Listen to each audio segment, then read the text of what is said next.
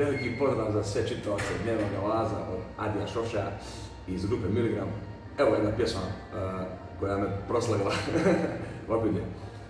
Tražim ruke tvoje, da mi kao neka dušu zagle, srce tvoje, da se mome raduje, kradem dane i sate, ja još uvijek imam mnogo da ti dam, čuvaj dobar glas, još uvijek vjerujem u nas. Da li je svaka promjena dobra? Pa jeste velika, mislim, promjena za mene,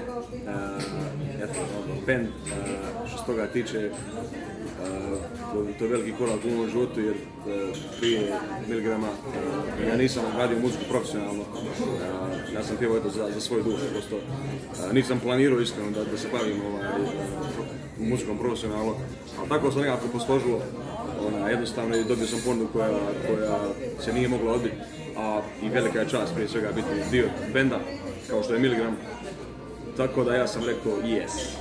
Of course. Da, znači... A što se tiče kako se jednostavno dugo to puštam, od 2014. vjerovatno, ali došlo vrijeme za promjenu, malo je smorilo, iskreno, tako da, eto, nadam se da se nisam puno nakazio. Uskoro izlazi druga pjesma sa nadolazećeg albuma. Kako se pjesma zove? Pjesma koja se zove Crna kutija izlazi za, mislim, 7 dana otprilike, nemojte vam baš držati za riječ.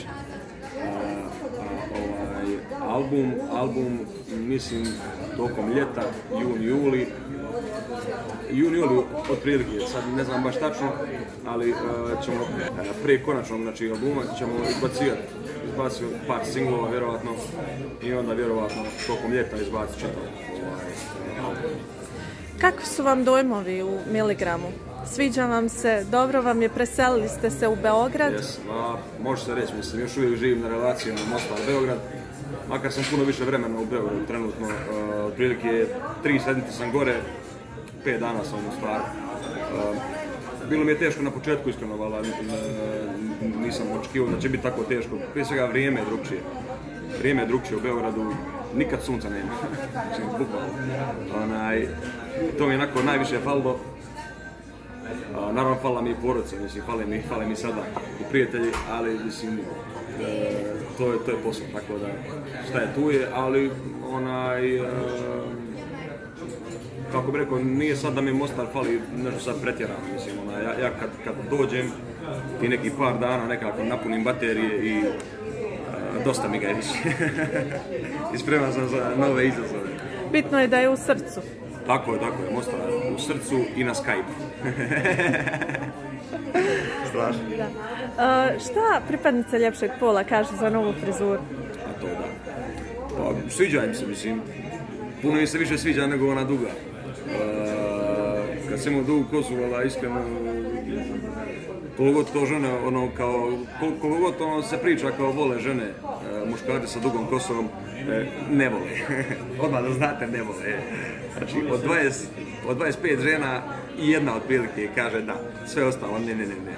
Tako da, sad im se više sviđa, mislim, to sam primijetio već posle prvog šišanja. To je odmah posle šišanja. Tako da, A kako ste u Miligramu, da li vam prilaze više? Pa ne prilaze, mislim, malo je to, malo je čudno kad ti žena, ne znam, priđe. Ali se javljaju se sigurno, preko poruka ima, puno poruka ima, da. Znači, društvene mreže su magnet? Društvene mreže mi gore, znači, zadnjih 15 dana, strašno. Ali to je nekako i očekivano, ne znam, mislim, očekivano u smislu da, postoji priča da jednostavno žene vole muzičare, jednostavno. To je taj neki kliše koji je istina, mislim, ja se uvjerio u to. Tako da. Hvala. Hvala vama i veliki pozdrav za sve vaše gledalce, čitalace, šta god. Ćao.